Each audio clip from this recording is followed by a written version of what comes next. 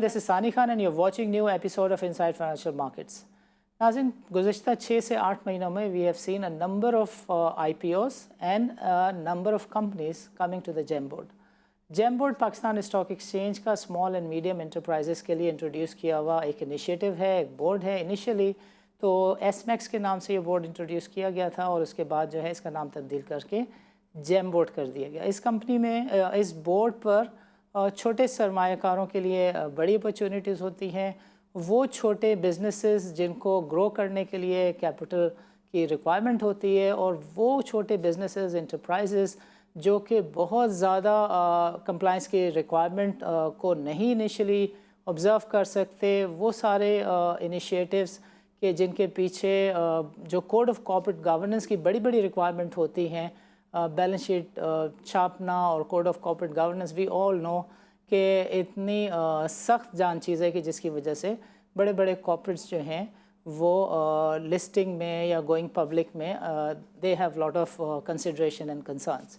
So GEM board is a super initiative of Pakistan stock exchange and the securities and exchange commission, जिसकी बदौलत इस बात के कभी इम्कानात मौजूद हैं कि कोई 5 से 7 हज़ार एक कंपनीज़ ऐसी हैं कि जो इमीडिएटली जेम बोर्ड पे आ सकती हैं। और अभी 2 कंपनीज़ आई हैं, both of the companies are doing fairly well. But IT sector की एक कंपनी है जो कि पहली दफ़ा IT सेक्टर की रिप्रेजेंटेशन होने जा रही है on the GEM board. The company has a superb idea. Company का नाम है कोयस सॉल्यूशंस, और ये कंपनी जो है वर्क फ्रॉम होम के सॉल्यूशन, रिमोट वर्किंग से related solution, they have got a number of products. ये सारे के सारे हम आज के प्रोग्राम में डिस्कस करेंगे। इस कंपनी के पोटेंशियल क्या हैं, इसकी प्रोडक्ट लाइन क्या है, इन्वेस्टर को इससे किस तरह की तवक्कुआत वाबस्ता करनी चाहिए हैं, ये सब बातें हम डिस्कस करेंगे। हमारे साथ मौजूद हैं इस कंपनी के को founder, chief product officer Ali नकी। अली नकी, वेलकम टू द शो। अस्सलाम वालेकुम। वालेकुम अस्सलाम, और बहुत बहुत शुक्रिया मौका देने का to come on your show. Great. So Ali, सबसे पहले तो एक ही सवाल है जो मेरे जितने जानने वाले हैं सब ने कहा कि मैं पूछूं, आई आपकी कंपनी से पूछूं कि ये face I mean product side पे तो वी नो कि माशाल्लाह you got superb idea and excellent product line, और there is a history that we will discuss too. But ये जो फेस वैल्यू ₹1 और ₹209 का प्रीमियम, इसके बारे में आई वुड वांट यू कि आप कोई जस्टिफिकेशन दें, समझाएं कि what is it that you think कि आपको इतना प्रीमियम मिलना चाहिए।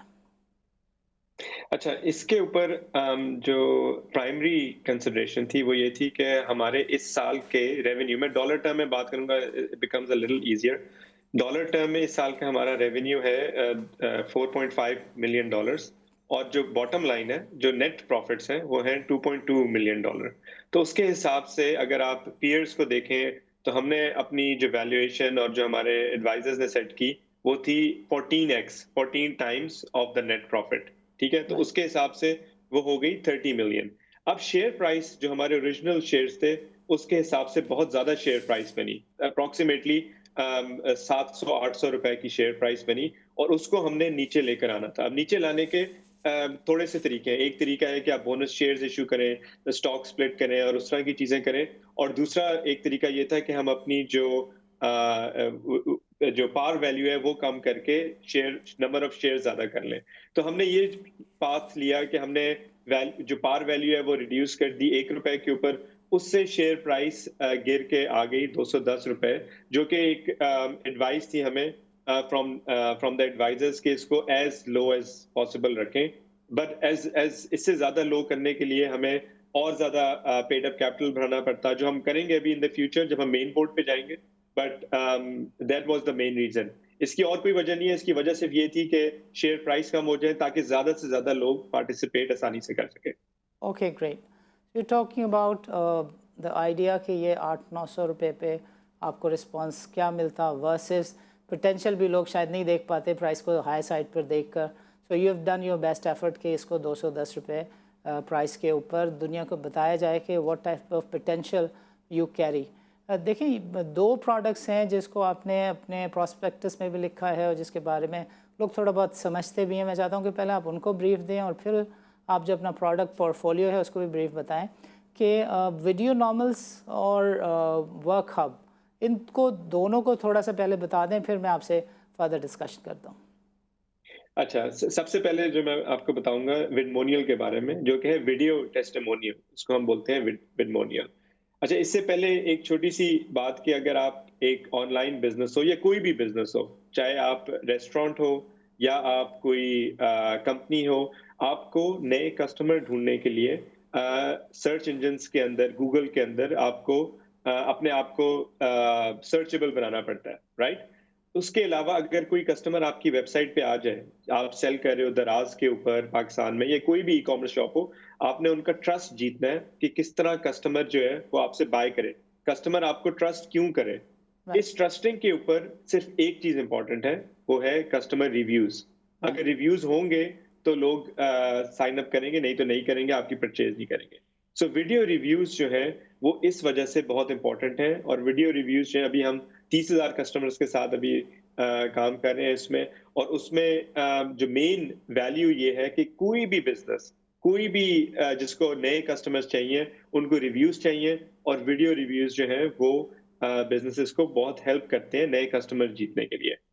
अब दूसरी तरफ आ जाते हैं वर्क हब। वर्क हब में जो आपको पता है पैंडेमिक के बाद, कोविड-19 के बाद बहुत सारी कंपनीज़ पाकिस्तान में तो इतना ज़्यादा नहीं लेकिन दुनिया में रिमोट वर्क की तरफ जा रही है। मीनिंग कि लोग घरों से काम कर रहे हैं। लोग अब जो शहरों के अंदर डेमोग्राफिक चेंज हो गई है कि लोग सेंटर ऑफ द सिटी से निकल के सबर्ब्स में आ गए हैं और अब ऑब्वियसली वहाँ से कम्यूट करना मुश्किल है। तो अब एक रिमोट वर्क एक ट्रेंड बन गया है और it is here to stay, वापस नहीं जा रहा। अब अगर आपने रिमोट वर्क करना है, उसमें 3 चीज़ें हैं। एक ये कि आप अपनी टीम के साथ कनेक्टेड रह सको, उनके साथ बात कर सको, उनको एंगेज कर सको। दूसरी चीज़ और ये आपके सारे नाज़रीन वो इसे एग्री करेंगे कि एम्प्लॉइज़ को और टीम्स को एंगेजमेंट चाहिए, उन्हें एप्रिसिएशन चाहिए।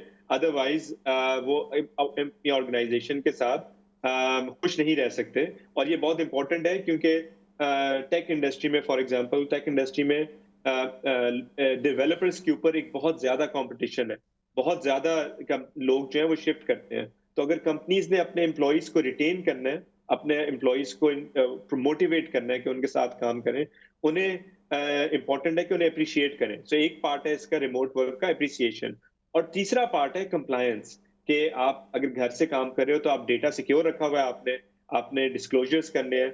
सो अब ये सारी चीज़ हमारा मानना ये है कि ये सारी चीज़ एक प्लेटफ़ॉर्म है और दुनिया चेंज हो गई है, इट विल ग्रो और अब सारी कंपनीज़ को एक तरीके से या किसी और तरीके से एम्प्लॉयी एंगेजमेंट के लिए, एम्प्लॉयी कनेक्टिविटी के लिए और एम्प्लॉइज़ के लीगल चीज़ों को हैंडल करने के लिए कोई ना कोई टूल चाहिए। चाहे हमारा हो या किसी और का हो लेकिन कोई ना कोई चाहिए।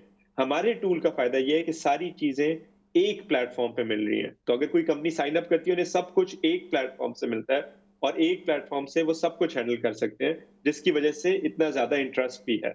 अब इसके ऊपर मैं आपको एक बात कहूँगा, दुनिया में सबसे बड़ा बिज़नेस सॉफ्टवेयर कंपनी जो है, जो रेटिंग्स करती है, उसका नाम है गार्टनर। तो ओके, गार्टनर रेट करती है कि कौन-सी कंपनी अच्छी है। उन्होंने हमें दिसंबर में रेट किया है as the fastest growing employee engagement software और ये एक एक आप कह लो कि एक एप्रिसिएशन है, एक रिकॉग्निशन है ऑफ द फैक्ट कि हम लोग we are creating traction in the market और मार्केट में बहुत ज़्यादा एक्सेप्टेंस भी बढ़ रही है और रेवेन्यूज़ भी डबल हो रहे हैं। लास्ट 1 महीने के अंदर हमने डबल किया है revenue, which is in its own right a huge achievement and shows potential के प्रोडक्ट के अंदर पोटेंशियल कहते हैं। ये सिर्फ बात की कहने की बात, it is how it is happening.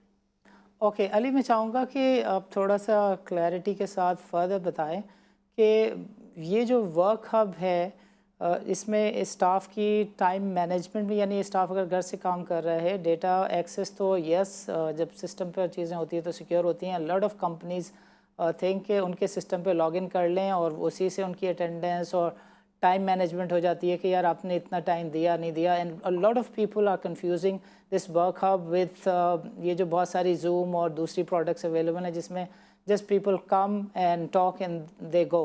सो आपकी जो प्रोडक्ट है उसमें स्टाफ की टाइम मैनेजमेंट, टाइम ट्रैकिंग के साथ वर्क की मैनेजमेंट, ये सब चीज़ें भी होती हैं?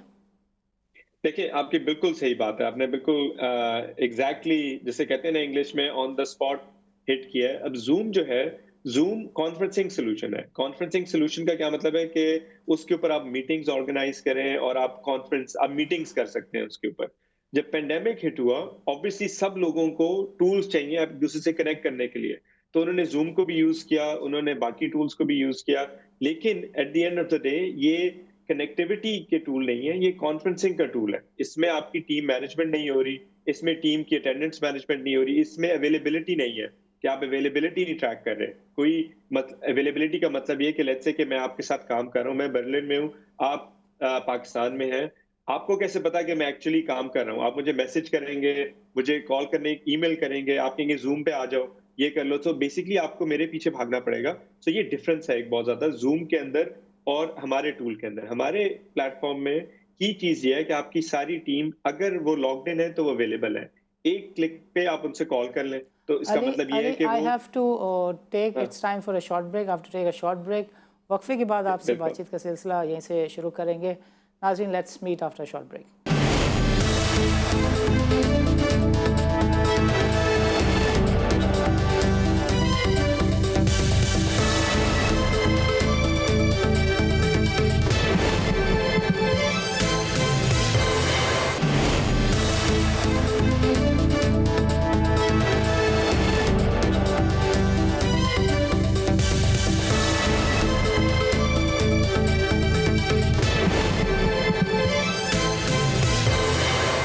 वेलकम बैक नाज़रीन।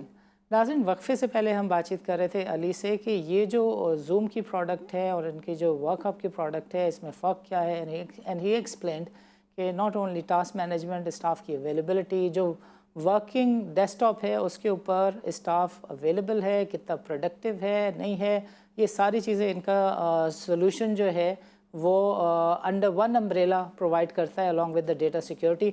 Ali, over to you again. अच्छा, उसमें एक चीज़ जो मैं मेंशन कर रहा था कि जब आप अपने टीम के साथ कनेक्ट कर सकते हैं कि आपको उनके पीछे भागने की ज़रूरत नहीं है, उनको मेंटेन कर सकते हैं, ये सारा कुछ वर्क हब बना रहा है। इसके अलावा एक और भी बहुत बड़ा एडवांटेज है वर्क हब का, वो ये है कि लेट्स से कि मेरी टीम में कुछ लोग हैं, मैं इंश्योरेंस कंपनी रन करता हूँ एक, और मेरे पास ऑब्वियसली अगर मैं घर से काम कर रहा हूँ, तो लोगों की कॉल्स आ रही हैं, वो समझना चाहते हैं अपने insurance packages and so on. So उनको मैं अपने आप को एक्सेसिबल किस तरह बनाऊं, ये भी वर्क हब इनेबल करता है कि आपको कि मेरी टीम का अली, मेरी टीम के सानी और ये जो है इन लोगों को हमारे कस्टमर्स डायरेक्टली कॉल कर सकते हैं और ये बहुत स्मूथली। अब ये आप जूम के ऊपर भी नहीं कर सकते, ये आप गूगल हैंगआउट पे भी नहीं कर सकते, किसी भी टूल में नहीं कर सकते कि आप इतने इजीली अपनी टीम को एक्सेसिबल बना दो अपने एक्सटर्नल कस्टमर्स के लिए। और ये एक बहुत बड़ा एडवांटेज है। सोचें कि बैंकर्स जो हैं वो अगर घर से काम कर रहे हैं, तो अगर आपने अपने बैंकर के साथ बात करनी है, आप कैसे बात करेंगे? वो तो घर से काम कर रहे हैं। और इसका ये जो वर्क हब है, ये आपको इनेबल करता है कि आपके एम्प्लॉइज किसी भी जगह पे हो, ऑफिस में हो, ऑफिस से बाहर हो, घर में हो, वो उसी तरह काम कर सकते हैं जिस तरह वो ऑफिस में काम कर रहे हैं। और ये एक बहुत बड़ा आई थिंक ये एडवांटेज। बहुत ज़्यादा एडवांटेज है हमें। Okay, great. अली, इन दो प्रोडक्ट्स के अलावा what else you have in the product portfolio? देखिए मेरा एक ये मानना है कि आप जो भी चीज़ करो, आप जिस भी डोमेन में जाओ, you have to be the best and the biggest in that domain. So हमारा एक बहुत बड़ा ये हमारी कंपनी का भी मानना है कि we have to focus on something. अब वर्क हब की जो मैंने इतनी बात की, वर्क हब मेरे ख्याल में ज़ूम जो है, ज़ूम की $100 बिलियन मार्केट कैपिटलाइजेशन है नैस्डैक के ऊपर। तो राइट। मेरा मानना ये है कि वर्क हब और वर्क हब की पूरी industry, this is a $1 billion play. Okay, and हमारा फोकस है कि हम इसी के ऊपर फोकस करें और मार्केट को डोमिनेट करें। सो हम पूरे इस पे फोकस हैं। वी विल मेक श्योर कि ये प्रोडक्ट दुनिया में सबसे अच्छी प्रोडक्ट हो और रहे और नैस्डैक पे जाए eventually. okay, great. What are your service offering? I was going through your brochure and it stated contract negotiation and project management. What are these services and what else do you do in terms of services? जो जो हम services provide करते हैं अपने clients को, उसमें primarily obviously software development है। ये हमारी कोर कॉम्पिटेंस है कि हम प्रोडक्ट डेवलपमेंट में अपने कस्टमर्स को हेल्प करते हैं। उसके बियॉन्ड प्रोडक्ट डेवलपमेंट हम कमर्शियल सर्विस भी देते हैं। मतलब कि अगर आपने हम अपने कस्टमर्स को हेल्प करते हैं नए कस्टमर्स ढूंढने के लिए और मार्केट में ज्यादा शेयर लेने के लिए। So that makes us different. Obviously बहुत सारी सॉफ्टवेयर कंपनीज जो है वो सिर्फ सॉफ्टवेयर डेवलपमेंट करती हैं और कुछ नहीं करती, जिसकी वजह से वो कॉस्ट सेंटर होती हैं। हम सिर्फ सॉफ्टवेयर डेवलपमेंट नहीं करते हैं, हम मार्केट शेयर भी लेके देते हैं अपने कस्टमर्स को। तो हम कॉस्ट सेंटर नहीं है, हम प्रॉफिट सेंटर भी है, सॉरी। व्हिच मीन्स के हमारे कस्टमर्स हमारे साथ ज्यादा इन्वॉल्व होते हैं, ज्यादा डीपर रिलेशनशिप्स होती हैं और हमारे प्रॉफिट मार्जिन भी इसी वजह से ज्यादा है। हम 55% प्रॉफिट मार्जिन पे काम करें नेट मार्जिन के ऊपर। और अगर आप कोई भी सॉफ्टवेयर सर्विसेज कंपनी उठा लो, दिस इज क्वाइट हाई। वो हाई इस वजह से है क्योंकि हम अदर देन सॉफ्टवेयर डेवलपमेंट और एडिशनल रेवेन्यू जनरेशन सर्विस भी देते हैं। और तीसरी सर्विस जो हमारी है वो है जिसको हम बोलते हैं कंसोलिडेशन सर्विस, जो कि कंपनीज को मर्जर्स के लिए, एक्विजिशंस के लिए, उसमें जो हम सर्विस प्रोवाइड करते हैं, ये हमारा third part of the service है। And together it makes us very unique. अगर आप सॉफ्टवेयर डेवलपमेंट के पॉइंट ऑफ व्यू से देखो तो इट्स वेरी हार्ड कि आप कंपेयर करो कोयस को किसी और कंपनी से, कि बिकॉज कोई ज्यादातर कंपनीज कंसोलिडेशन और कमर्शियल सर्विसेज नहीं देते, सिर्फ डेवलपमेंट सर्विसेज देते हैं। Okay, great. आपके जो मेजर इन्फ्लोज हैं वो कौन सी मार्केट्स हैं? मिडल ईस्ट की है, यूरोप की है, brochure was saying Germany, and are you fully dependent on inflows from Germany? We have 90% of our revenues जो है वो जर्मन मार्केट से है राइट नाउ। बहुत तेजी से जो ग्रोथ है वो यूएस मार्केट में हो रही है। So basically almost 100% of our revenue Pakistan में ऑब्वियसली वो एक्सपोर्ट रेवेन्यू है और मेजरली वो जर्मनी का है, लेकिन यूएस का भी बहुत तेजी से ग्रो हो रहा है। व्हेन यू से कि आपकी जो प्रोडक्ट लाइन है वो जर्मन लैंग्वेज में है, तो यू सेइंग कि जर्मन की जो मार्केट है that is your whole universe? I wouldn't say कि हमारी होल यूनिवर्स है, क्योंकि हमें, जिस तरह मैंने आपको गार्टनर का बताया कि हमें राइट। रिकग्निशन मिली है, तो हमें बहुत ज्यादा कस्टमर्स जो हैं वो अमेरिका से आ रहे हैं। सो हम सिर्फ जर्मन लैंग्वेज में नहीं है, इंग्लिश में भी है, स्पेनिश में भी है, इटालियन में भी है, फ्रेंच में भी है। सो यूनिवर्स तो हमारी सारी western Ali, I have economy to है stop right you now. here and ask कि आप हाउ ओल्ड आर यू? आपकी कंपनी कितनी पुरानी है?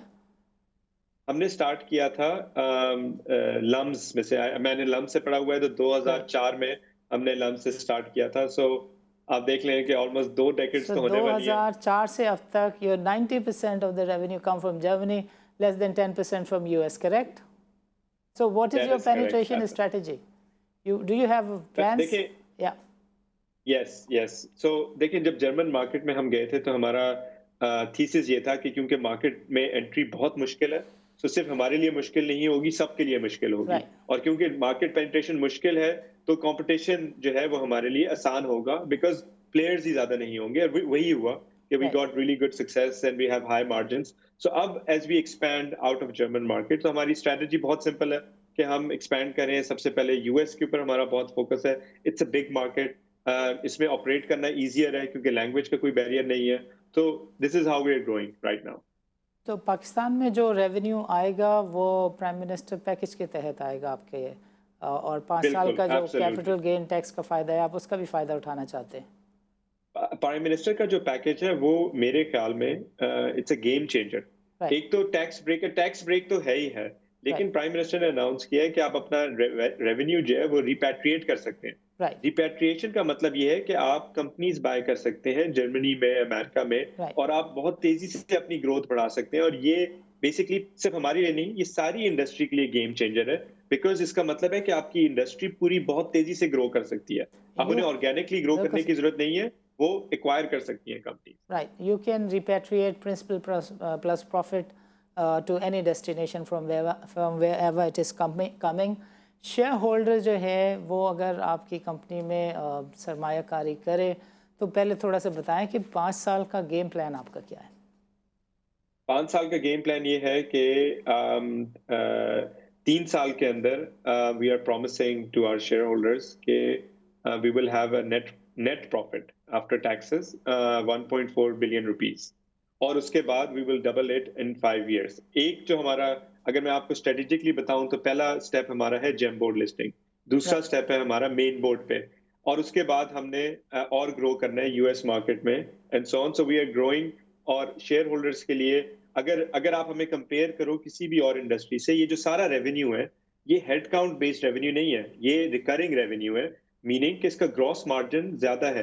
हमें 1 बिलियन से 2 बिलियन पे जाने के लिए 1 बिलियन लोगों की जरूरत नहीं है बीच में, हमें अपनी टीम स्केल करने की जरूरत नहीं है, हम सिर्फ कस्टमर स्केल कर रहे हैं और ये एक बहुत बड़ा एडवांटेज है compare to any services company. अगर आप देखते हैं एग्जिस्टिंग कंपनीज को भी, तो आपको कि उन्होंने स्केल करना है, अगर 4000 से 8000 पे जाना है तो रेवेन्यू बनेगा, तो 4000 बंदे हायर करना बहुत मुश्किल काम है, लेकिन 100 बंदे हायर करना इतना मुश्किल काम नहीं है।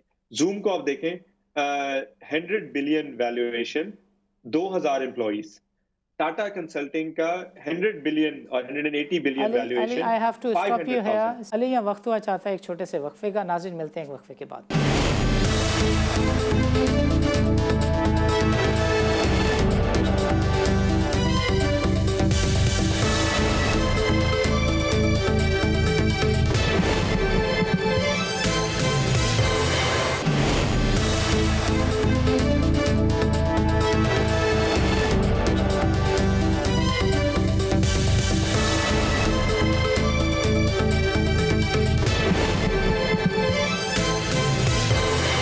वेलकम बैक नाज़रीन। नाज़रीन, वक्फे से पहले अली से हम डिस्कस कर रहे थे what is their companies growth strategy, product strategy, penetration strategy, और आखिर में जो चीज़ हम डिस्कस कर रहे थे और जहाँ पे वक्फा हो गया, and that was what is their penetration strategy and current staff strength, and going forward 3 से 5 साल में ये पेनिट्रेशन स्ट्रेटजी क्या होगी, स्टाफ स्ट्रेंथ वो क्या देखते हैं। Ali, over to you again. अच्छा, शुक्रिया बहुत बहुत। ये सवाल बहुत ही ज़्यादा इम्पोर्टेंट है, बिकॉज पाकिस्तान में जनरली जो हेड काउंट है उसको एक नंबर समझा जाता है सक्सेस का। हमारा व्यू ये है कि जो भी रेवेन्यूज हम लेकर आए वो एज इंडिपेंडेंट एज पॉसिबल हो हेड काउंट के। मतलब ये कि आपको रेवेन्यू डबल करने के लिए स्टाफ डबल ना करना पड़े। अगर आप हमारा अभी हेड काउंट देखें तो हम 110 एम्प्लॉइज हैं टोटल। 10 के करीब जो है वो जर्मनी में है और 100 जो है पाकिस्तान में है, और हम फिर भी बहुत हाई मेंटेन रखते हैं अपना profit margin, and we intend to keep it like that. And Ali, you are primarily based out in Lahore? जी बिल्कुल, लाहौर में। और कराची में कोई आपका है इंटेंशन अपना दफ्तर ब्रांच खोलने का? हमारा हम डिफरेंट कंपनीज के साथ बात करें, हमारे ऑब्वियसली कंसोलिडेशन और M&A स्ट्रेटजी चल रही है, और हमारी बहुत सारी कंपनीज के साथ डिस्कशन चल रही है। तो कराची में भी बेस्ड हैं कुछ, हमारे कराची में एक डिस्ट्रीब्यूटर भी हैं वर्क हब के जो पाकिस्तानी मार्केट में फ्लोट कर रहे हैं। So basically we do have a plan कि हम वहाँ पे भी ऑफिस खोलें, वहाँ पे पार्टनरशिप्स करें डेवलपर्स और हेड काउंट के लिए। हमारी सेल्स टीम कराची में बेस्ड है, बहुत अच्छा काम कर रहे हैं। वो हमारे डायरेक्टली एम्प्लॉइज नहीं है, हमारे प्रोवाइडर्स हैं। सो basically as we grow, we will have office in Karachi as well. आपने बीच में बात की थी यूएस की, यूएस में भी हमारी एक सब्सिडरी इंशाल्लाह खुल जाएगी अगले कुछ महीने में, तो वहां पे भी स्टाफ होगा हमारा। So that will go as per the business needs. So you're a as we go forward. Pakistan based company. Germany में आपकी रिलेशनशिप है किसी फर्म के साथ, और you're based out in Germany as well? नहीं, जर्मनी की जो हमारी कंपनी है उसके शेयर होल्डर भी मैं और हमारे वो सेम शेयर होल्डिंग है पाकिस्तान और जर्मनी कंपनी की। जर्मन कंपनी जो है वो डिस्ट्रीब्यूटर है पाकिस्तानी कंपनी की, टेक्निकल टर्म्स में अगर आप कहें। So all of the revenue, all of the contracts belong to Pakistan, और जर्मन कंपनी जो है वो उसका एज अ डिस्ट्रीब्यूटर एक्ट करती है। और एक आपको मजे की बात इसमें ये है कि हमारी whether the German company is the owner or the Pakistani company is the child? Pakistani company is the owner. Okay, great. Please, आगे बढ़ें। मैं एक चीज इसमें मेंशन करूंगा कि आप कोई भी कंपनी पाकिस्तान की देख लें जिनकी पाकिस्तान से बाहर सब्सिडरीज या पार्टनरशिप है, तो वो अपनी बुक्स, बाहर की बुक्स जो है उनको पाकिस्तान में फाइल नहीं करते। हम अपनी सारी बुक्स को पाकिस्तान में भी फाइल कर रहे हैं। जर्मन अकाउंट्स जो है वो हम अपने यहाँ के शेयर होल्डर्स को दिखाना चाहते हैं, ट्रांसपेरेंट रखना चाहते हैं कि वहां पे क्या हो रहा है और यहाँ पे क्या हो रहा है। Yes, Pakistan is the parent, लेकिन we want to make sure कि सारी जो बुक्स हैं वो ट्रांसपेरेंट रहें पाकिस्तानी शेयर होल्डर्स के लिए, and we want to set it as a precedence as well कि कंपनीज को ट्रांसपेरेंट रहना चाहिए, because this is important for share holders. They should be able to see कि एक बिजनेस कहाँ से आ रहा है, कितना पैसा बाहर लग रहा है, सारी डिटेल पता होनी चाहिए, और ये हम कर रहे हैं, और ये we will continue to do this. Right. So last 5 years में आपका ग्रोथ रेट क्या रहा है, किस तरह का आपने मुनाफा कमाया है, प्रॉफिट बनाया है? 25% कैगर के क्यूमुलेटिव ग्रोथ ये हमारी year on year last year. इस साल obviously we are growing very fast. हमने डबल किया अपना रेवेन्यू सो फार इस साल, and probably we will do much more. So last 5 years में तो स्टेडीली ग्रो हुआ है, लेकिन अब ग्रोथ जो है ऑब्वियसली हमारी प्रोडक्ट्स की वजह से और दी ग्रोथ जो है बहुत ज़्यादा हो जाएगी, एज वी हो रही भी है अभी already. So you are saying कि पिछले 5 सालों में कंटिन्यूस एनुअल ग्रोथ रेट जो है वो 25% रहा है, जी जी which means every 4th year जो सरमाया है उसको आप डबल कह सकते हैं। जी, डबल कर रहे हैं, एंड इट्स बीन ग्रोइंग अल्हम्दुलिल्लाह रियली वेल। थोड़ा सा आई थिंक 25% ऑन एवरेज रहा है, कुछ सालों में ज़्यादा था, कुछ सालों में कम था, बट रफली we have been doing really well. Okay, great. So Karachi में आपकी प्रेजेंस नहीं है, but you got partners here and you plan to come to Karachi. Your company is headquartered in Lahore, और जर्मनी के बाद अमेरिका में आपकी पेनिट्रेशन का इरादा है। मुझ जैसा एक आम शख्स सरमायाकार अगर चाहे कि वो आपकी कंपनी में इन्वेस्ट करे, तो what will be your message? मेरे 2 मैसेज हैं सिर्फ। अगर आपका ख्याल है कि रिमोट वर्क और ये इंडस्ट्री जो है ये आगे ग्रो कर रही है, और आपका ख्याल है कि ये इंडस्ट्री जो जनरली वर्क एनवायरनमेंट है उसको चेंज कर देगी, सिर्फ यूएस में नहीं, वेस्ट में नहीं, पाकिस्तान में भी, एल्सवेयर भी, and you want to buy into a company that is focused on this and that wants to grow into this and that is already doing that, तो आपका एक जो डायरेक्ट ऑप्शन है वो है कि आप कोएस के शेयर ले लें। दूसरी एक वैल्यू ये है कि अगर आप समझते हैं कि टेक इन जनरल दुनिया में टेक जो है वो कंपनी ज़्यादा तेज़ी से ग्रो करेंगी, टेक कंपनीज जो है उनकी जो हमारा जो इंडेक्स है पाकिस्तान स्टॉक एक्सचेंज, उसमें उनकी ग्रोथ ज़्यादा होगी, तो तब भी आपको कोएस के साथ कोएस की शेयर होल्डिंग लेने में बहुत ज़्यादा फ़ायदा होगा। एक लास्ट चीज़ इन दोनों के अलावा, ऑब्वियसली आपने प्रॉफिट नंबर हमारे देख लिए हैं। हमारा ये बिलीफ है कि हम as we move forward as much as possible हम लोग डिविडेंड्स भी इश्यू करेंगे, जो बोर्ड ऑब्वियसली डिसाइड करेगा, बट इश्यू करेंगे। सो आई थिंक कि रिटर्न ऑन इन्वेस्टमेंट के पॉइंट ऑफ व्यू से जो हमारे प्लान्स हैं, जो हमारा ट्रैक रिकॉर्ड रहा है, जो ग्रोथ है, वो at the current valuation it's a very attractive I think price जिसके ऊपर हम लोग लिस्ट कर रहे हैं। और इंशाल्लाह अगर ऑब्वियसली ये तो अल्लाह के हाथ में है सारा कुछ, बट इंशाल्लाह जो रिजल्ट्स होंगे वो आपको, आप आधे साल के रिजल्ट देखें वो भी ऐसे ही हैं, एंड मूविंग फॉरवर्ड वो बेहतर ही होंगे इससे, और with the support obviously. Ali, you trying to say कि अल्लाह से दुआ है कि पेंडेमिक रहे। पेंडेमिक नहीं, ऐसी बात नहीं है, बिकॉज इंडस्ट्री चेंज हो गई है। पेंडेमिक हो या ना हो, अब जिन लोगों ने सिटी सेंटर से जो सिटी के बाहर चले गए हैं उन्होंने तो अब वापस नहीं मूव करना, सो अब इंडस्ट्री चेंज हो गई है, डिजिटाइजेशन हो गई है। सो आई थिंक अब पेंडेमिक हो या ना हो, अब तो ये this is the new world we live in, और इस वर्ल्ड के अंदर इन टूल्स की डिमांड तो रहेगी और बढ़ती जाएगी, मेरा ख्याल। देखिए अली की बात प्लाजिबल क्यों है कि मैं ख़ुद विटनेस हूँ कि कराची जो सुपर हाईवे है उससे 90 किलोमीटर दूर जो है वो बहरिया कराची आ रहा है, और कराची से 50 किलोमीटर दूर जो है वो DHA सिटी है, और कराची से 45 किलोमीटर दूर, 40 किलोमीटर दूर बहरिया है, जिसकी प्राइसेस जो है पेंडेमिक के वक्त पर 120 गज का मेरा अपना प्लॉट था, 30 लाख में मैं नहीं बेच पा रहा था, वो मैंने 6.5 मिलियन का बेच दिया और अब मुझे दोबारा नहीं मिल रहा। सो ये बिल्कुल प्लॉजिबल चीज़ है कि वो कम्युनिटी, वो फोक्स जिन्होंने घर बसा लिए हैं कराची से 25 किलोमीटर दूर, मैं आपको अपने बेटे की बात बताऊं कि मेरा बेटा ख़ुद मुझे ये कहता है कि बाबा there is no point of being in the centre of the town, आपको 1 घंटा जाने आने का लगता है, अब तो दफ्तर जाने का केस ही नहीं है।